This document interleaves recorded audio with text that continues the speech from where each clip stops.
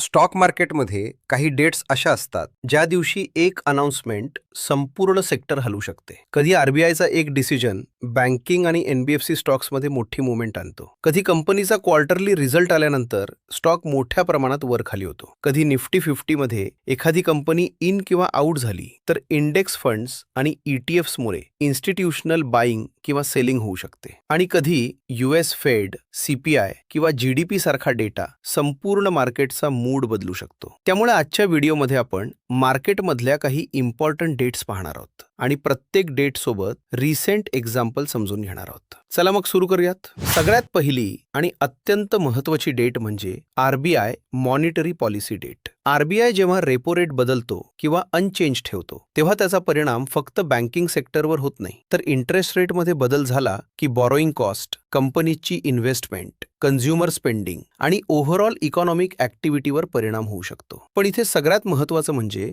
RBI काय करणार आहे यापेक्षा मार्केटला आधी काय अपेक्षित आहे. याचा एक महत्त्वाचा एक्झाम्पल म्हणजे 6 जून 2025. त्या दिवशी RBIने रेपो रेटमध्ये तब्बल 50 बेसिस पॉइंट्स कट केला. आता समजा मार्केटला 25 BPS कटची अपेक्षा आहे आणि RBI 50 BPS कट करतो, तर ॲक्च्युअल डिसिजन मार्केट एक्सपेक्टेशनपेक्षा जास्त पॉझिटिव्ह ठरतो. त्यामुळे त्यावेळी रिअल इस्टेट शेअर्समध्ये प्रचंड वाढ झाली, कारण होम लोन स्वस्त झाल्यामुळे घरांची विक्री वाढण्याची अपेक्षा निर्माण झाली. म्हणजे प्रत्येक रिअल इस्टेट किंवा बँक स्टॉक खरेदी करायचा असा नाही. जर मार्केटने तो रेट कट आधीच प्राइस इन केला असेल तर ॲक्च्युअल अनाउन्समेंट नंतर स्टॉकमध्ये उलट रिॲक्शन येण्याचे चान्सेस असतात. म्हणून RBI पॉलिसी डेटला market expectation, actual rate decision, RBI stance आणि इन्फ्लेशन ग्रोथ आउटलुक या गोष्टी एकत्र पाहणं महत्त्वाचं आहे. आणि RBI मॉनिटरी पॉलिसी साधारणपणे दर 2 महिन्यांनी म्हणजे वर्षातून 6 वेळा जाहीर केली जाते. त्यामुळे फक्त गुगलवर नेक्स्ट RBI पॉलिसी डेट एवढं जरी केलं तरी तुम्हाला तारीख मिळून जाईल. किंवा सर्वात सोपं म्हणजे आपलं चॅनल फॉलो करून ठेवा, म्हणजे सगळ्या गोष्टी इथेच समजतील. दुसरी आणि इंडिव्हिज्युअल स्टॉक्ससाठी अत्यंत महत्त्वाची डेट म्हणजे company result date. Company result म्हणजे फक्त प्रॉफिट वाढला की कमी झाला एवढंच नाही. रेव्हेन्यू किती वाढला, प्रॉफिट किती वाढला, मार्जिन्स सुधारले की कमी झाले, ऑर्डर बुक किती आहे, नवीन डील्स किती मिळाले आणि मॅनेजमेंट पुढच्या क्वार्टर किंवा फायनान्शियल इयर बद्दल काय सांगत आहे हे पण पाहावं लागतं. यासाठी जुलै 2026च्या IT रिझल्ट सीझनकडे पाहू शकतो. TCS आणि इन्फोसिस सारख्या मोठ्या IT कंपनीजचे FY27 Q1 रिझल्ट्स जुलै 2026 मध्ये आले आणि मार्केटने फक्त प्रॉफिट नंबर्सपेक्षा AI revenue, deal wins, margins आणि फ्युचर गायडन्सवरही लक्ष दिलं. इथे इन्व्हेस्टरसाठी सगळ्यात महत्त्वाचा लेसन्स म्हणजे फक्त रिझल्ट चांगला आहे का हा प्रश्न विचारायचा नाही. त्याऐवजी मार्केटला किती अपेक्षा होती आणि कंपनीने ॲक्च्युअल किती दिलं हा प्रश्न विचारायचा.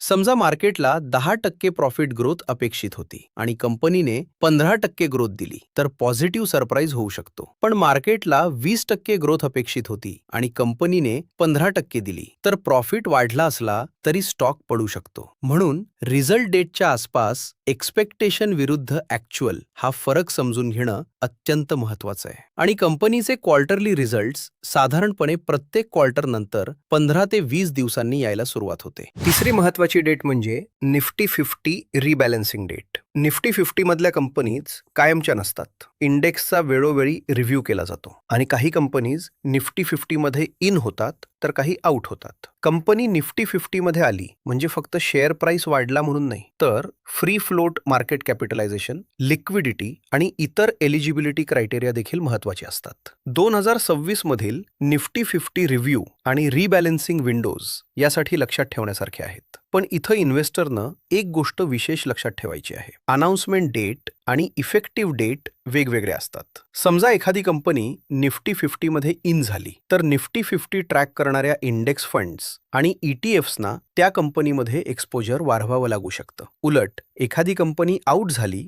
तर पॅसिव्ह फंड्सकडून सेलिंग प्रेशर येऊ शकतो. त्यामुळे निफ्टी इन/आउट अनाउन्समेंट दिसला की फक्त कंपनीच्या बिझनेसकडे न पाहता इन्स्टिट्यूशनल फ्लोज आणि इफेक्टिव्ह डेटकडेही लक्ष द्या. अगदी आजकालचं उदाहरण पाहायचं झालं तर विप्रो निफ्टी 50 मधून बाहेर पडली आणि BSE लिमिटेड निफ्टी 50 मध्ये आली. त्यामुळे BSEच्या स्टॉकमध्ये बाईंग वाढली आणि विप्रोच्या स्टॉकमध्ये सेलिंग प्रेशर येण्याची शक्यता निर्माण झाली. निफ्टी 50मध्ये कंपनी इन किंवा आउट होण्याची रिव्ह्यू साधारणपणे वर्षातून 2 वेळा होते, एकदा मार्चमध्ये आणि एकदा सप्टेंबरमध्ये. चेंजेस इफेक्टिव्ह होतात, पण अनाउन्समेंट त्याच्या काही आठवडे आधी येते. म्हणजे 10 ऑगस्ट 2026 रोजी BSE निफ्टी 50मध्ये इन आणि विप्रो आउट झाल्याचं अनाऊन्स झालं आणि हा बदल 30 सप्टेंबर 2026 पासून लागू होणार आहे. चौथी डेट म्हणजे F&O एक्सपायरी डेट, जी विशेषतः ट्रेडर्ससाठी महत्वाची आहे. एक्सपायरी जवळ आली की ऑप्शन्समध्ये मोठ्या पोझिशन्स असतात आणि त्यामुळे open interest, option premium,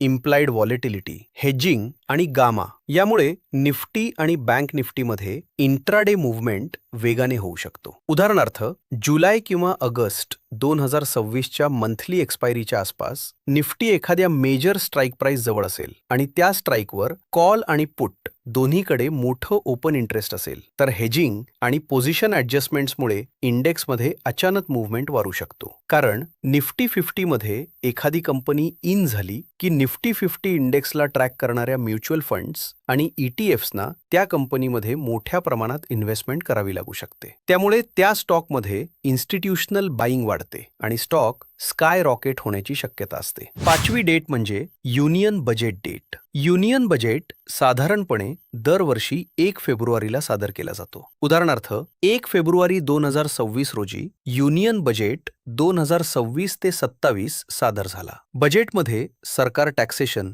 infrastructure, defence आणि कॅपिटल एक्सपेंडिचर याबाबत मोठे निर्णय घेऊ शकतं. त्यामुळे त्या दिवशी फक्त निफ्टीवर जाईल की खाली हे न पाहता सरकार पैसा कुठे खर्च करणार आहे हे पहा. इन्फ्रास्ट्रक्चरवर भर असेल तर कॅपिटल गुड्स आणि इन्फ्रास्ट्रक्चर. डिफेन्स ॲलोकेशन वाढलं तर डिफेन्स आणि कन्झम्पशनला बूस्ट मिळाला तर कन्झ्युमर सेक्टर्सवर लक्ष देता येतं.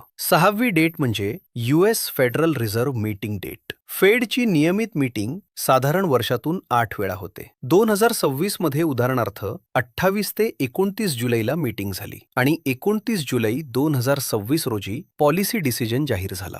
फेडच्या इंटरेस्ट रेट डिसिजनचा परिणाम डॉलर, US बॉन्ड यील्ड्स आणि FII फ्लोजवर होतो आणि त्याचा इंडियन मार्केटवरही परिणाम होऊ शकतो. त्यामुळे फेड डेटला फक्त रेट कट झाला की नाही हे न पाहता फेडची पुढची गायडन्स, इन्फ्लेशन, डॉलर आणि बॉन्ड यील्ड काय सांगत आहेत हे पाहणं महत्वाचं आहे. सातवी डेट म्हणजे India CPI inflation data release date. CPI data साधारणपणे दर महिन्याला एकदा महिन्याच्या 12 तारखेला रिलीज होतो. 12 तारीख सुट्टी असेल तर पुढच्या वर्किंग डेला रिलीज होतो. उदाहरणार्थ, मे 2026चा CPI डेटा 12 जून 2026 रोजी रिलीज होणार होता. CPI डेटला फक्त ॲक्च्युअल नंबर न पाहता मार्केट एक्सपेक्टेशन विरुद्ध ॲक्च्युअल इन्फ्लेशन किती आहे हे पहा. इन्फ्लेशन वाढली तर RBI रेट कट्स बाबत कॉशियस राहू शकतो, तर इन्फ्लेशन कमी झाली तर रेट कट्सची शक्यता वाढू शकते. आठवी डेट म्हणजे इलेक्शन रिझल्ट डेट. इलेक्शनच्या आधी मार्केटमध्ये एका स्पेसिफिक आउटकमची एक्सपेक्टेशन तयार होते आणि ॲक्च्युअल रिझल्ट त्या एक्सपेक्टेशनपेक्षा वेगळा आला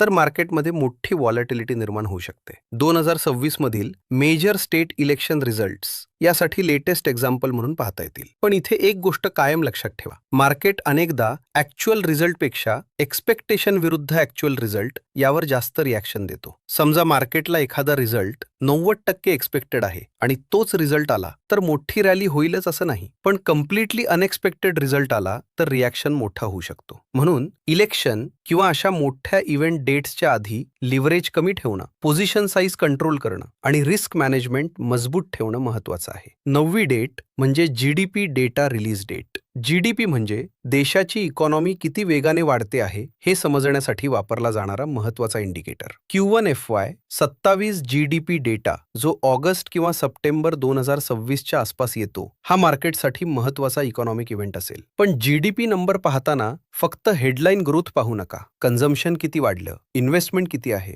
गव्हर्नमेंट स्पेंडिंग किती आहे, मॅन्युफॅक्चरिंग आणि सर्व्हिसेस सेक्टर्स कसे आहेत हे देखील पहा. समजा GDP ग्रोथ चांगली आहे पण कन्झम्पशन कमजोर आहे तर कन्झ्युमर कंपनीजसाठी पिक्चर वेगळी असू शकते आणि GDP थोडी कमी असली तरी गव्हर्नमेंट कॅपेक्स आणि प्रायव्हेट इन्व्हेस्टमेंट मजबूत असेल तर कॅपिटल गुड्स आणि इन्फ्रास्ट्रक्चर कंपनीजमध्ये ऑपॉर्च्युनिटी असू शकते. म्हणून GDP डेटला इकॉनॉमी, ॲरो सेक्टर, एनी 1 लेव्हल्सवर विचार करा. जीडीपी डेटा साधारणपणे मिड क्वार्टर अनाऊन्स होतो, पण तो मागच्या क्वार्टरचा डेटा असतो. म्हणजे एप्रिल ते जून या क्वार्टरचा जीडीपी डेटा साधारणपणे ऑगस्ट महिन्यात किंवा अगदी सप्टेंबरच्या पहिल्या आठवड्यात अनाऊन्स होतो. 10वी आणि थोडी ॲडव्हान्स्ड डेट म्हणजे MSCI रिबॅलन्सिंग डेट. MSCI ही एक ग्लोबल इंडेक्स कंपनी आहे आणि जगभरातील मोठे म्युच्युअल फंड्स, ETFs आणि इन्स्टिट्यूशनल इन्व्हेस्टर्स तिचे इंडिसेस फॉलो करतात. एखाद्या इंडियन कंपनीचं MSCI इंडेक्समधील वेटेज वाढलं तर त्या इंडेक्सला फॉलो करणाऱ्या फंड्सना त्या कंपनीमध्ये जास्त पैसे इन्व्हेस्ट करावे लागू शकतात. उदाहरणार्थ, वेटेज 2% वरून 3% झालं तर 1,000 कोटी रुपयांच्या फंडला त्या कंपनीमध्ये 20 कोटी रुपयांऐवजी साधारण 30 कोटी रुपयांत ठेवावे लागू शकतात. त्यामुळे स्टॉकमध्ये मोठी बाईंग येण्याची शक्यता असते. उलट वेटेज कमी झालं तर सेलिंग प्रेशर येऊ शकतो. MSCIची रिव्ह्यू साधारण फेब्रुवारी, मे, ऑगस्ट आणि नोव्हेंबरमध्ये होते. त्यामुळे या महिन्यांमध्ये कोणत्या कंपनीचं वेटेज वाढतंय किंवा कमी होतंय हे पाहणं महत्त्वाचं आहे. याशिवाय इंडिव्हिज्युअल इन्व्हेस्टर्ससाठी डिव्हिडंड, बोनस आणि स्प्लिटच्या एक्स डेट आणि रेकॉर्ड डेट देखील महत्त्वाच्या आहेत. समजा एखाद्या कंपनीने 20 रुपये डिव्हिडंड जाहीर केला आणि सप्टेंबरमध्ये रेकॉर्ड डेट दिली, तर फक्त रेकॉर्ड डेट पाहून स्टॉक खरेदी करण्याऐवजी ॲप्लिकेबल एक्स डेट आणि सेटलमेंट रूल्स समजून घेणं गरजेचं आहे. आणि डिव्हिडंड म्हणजे फ्री मनी नाही. डिव्हिडंड मिळाल्यानंतर स्टॉक प्राइसमध्ये ॲडजस्टमेंट होऊ शकतो. आता या डेटचा फायदा कसा घ्यायचा? तर डेट जवळ आली की एक्सपेक्टेशन्स बघायच्या आणि त्याप्रमाणे थोडा फंडामेंटलचा अभ्यास करून रिझनेबल रिस्क घेऊन डिसिजन घ्यायचा. किंवा सर्वात बेस्ट म्हणजे आपल्या चॅनलला सबस्क्राईब करून ठेवा. आणि नुसतं सबस्क्रिप्शन नको तर रेग्युलर व्हिडिओ सुद्धा बघत राहा. आपण आठवड्यातून 3 मोठे व्हिडिओ व 4 शॉर्ट व्हिडिओ एवढाच कंटेंट टाकतो. तो सगळा मिळून आठवड्याचा अर्ध्या तासाचाच असतो. म्हणजे आठवड्याला 30 मिनिटे फक्त. तर व्हिडिओ कसा वाटला ते नक्की सांगा. आणि मी एखादी डेट मिस केली असेल तर ते कमेंट्समध्ये नक्की सांगा. व्हिडिओ बघितल्याबद्दल धन्यवाद.